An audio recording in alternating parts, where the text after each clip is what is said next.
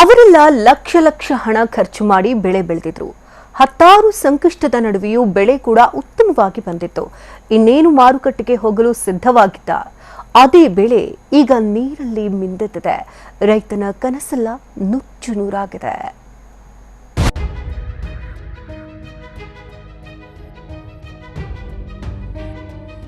ಶೆಡ್ಗಳೇ ಧ್ವಂಸವಾಗಿವೆ. ಹಾಕಿರೋ ಶೀಟ್ಗಳು ಕಿತ್ತು ಹೋಗಿವೆ. ಒಣ ಹಾಕಿದ್ದ ದ್ರಾಕ್ಷಿ ಮಳೆ ನೀರಲ್ಲಿ ನೆನೆದು ಹೋಗಿದೆ. ಅಷ್ಟಕ್ಕೂ ಇಲ್ಲಿ ಕೋಟಿ ಮೊತ್ತದ ದ್ರಾಕ್ಷಿ ಬೆಳೆಯೇ ಮಳೆಯ ಪಾಲಾಗಿತ್ತು.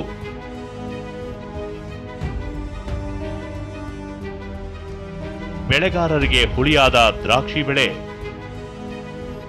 ಅಕಾಲಿಕ ಮಳೆಗೆ ಹಾಳಾಯಿತು ಒಣ ದ್ರಾಕ್ಷಿ. ಬೆಳಗಾವಿ ಜಿಲ್ಲೆ ಅಥಣಿ ತಾಲೂಕಿನಲ್ಲಿ ಕಬ್ಬಿನ ಜೊತೆ ದ್ರಾಕ್ಷಿ ಬೆಳೆಯನ್ನು ಹೆಚ್ಚು ರೈತರು ಅವಲಂಬಿಸಿದ್ದಾರೆ. ಐಗಳಿ, ಪಡತರವಾಡಿ, ಕಕಮರಿ, ಕನಾಳ, ಕೋಹಳ್ಳಿ, ಕಸ್ಕರದಡ್ಡಿ ಸೇರಿದಂತೆ ಇಲ್ಲಿ ಹೆಚ್ಚಾಗಿ ದ್ರಾಕ್ಷಿ ಬೆಳೆಯಲಾಗುತ್ತೆ. ಹೀಗೆ ದ್ರಾಕ್ಷಿ ಬೆಳೆದಿದ್ದ ಇಲ್ಲಿನ ರೈತರು ಒಣ ದ್ರಾಕ್ಷಿ ಮಾಡಲು ಸಂಸ್ಕರಣೆ ಆರಂಭಿಸಿದ್ರು. ಇನ್ನೇನು ದ್ರಾಕ್ಷಿ ಒಣಗಿ ಮಾರಾಟಕ್ಕೆ ಸಿದ್ಧವಾಗಬೇಕು ಅನ್ನುವಾಗಲೇ ಮೊನ್ನೆ ಭಾನುವಾರ ಸುರಿದ ಮಳೆ ದ್ರಾಕ್ಷಿ ಬೆಳೆಗಾರರ ಬದುಕನ್ನೇ ಬೀದಿಗೆ ತಂದಿದೆ. ಅಕಾಲಿಕ ಮಳೆಯಿಂದ 100 ಟನ್ ಒಣ ದ್ರಾಕ್ಷಿ ಮಳೆ ನೀರಲ್ಲಿ ನೆನೆದು ಹೋಗಿದೆ.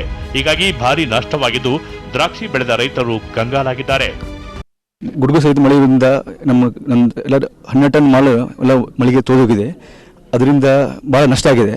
ಸರ್ಕಾರಕ್ಕೆ ನಾನು ಈ ಮೂಲಕ ಮೀಡಿಯಾ ಮೂಲಕ ಮನವಿ ಮಾಡಿಕೊಳ್ತಿದ್ದೇನೆ. ಮುಖ್ಯಮಂತ್ರಿಗಳಿಗೂ ಹಾಗೂ ನನ್ನ ತೋಟಗಾರಿಕೆ ಸಚಿವರಿಗೆ, ಕಂದಾಯ ಸಚಿವರಿಗೂ ಇದರ ಬಗ್ಗೆ ಸ್ವಲ್ಪ ಮುತುವರ್ಜಿ ವಹಿಸಿ ಎಲ್ಲ ರೈತರಿಗೂ ಅನುಕೂಲ ಆಗುವಂಥ ಒಂದು ಸಹಾಯ ಮಾಡಲಿ ಅಂತ ಹೇಳ್ತಾ ಇದ್ದಾರೆ.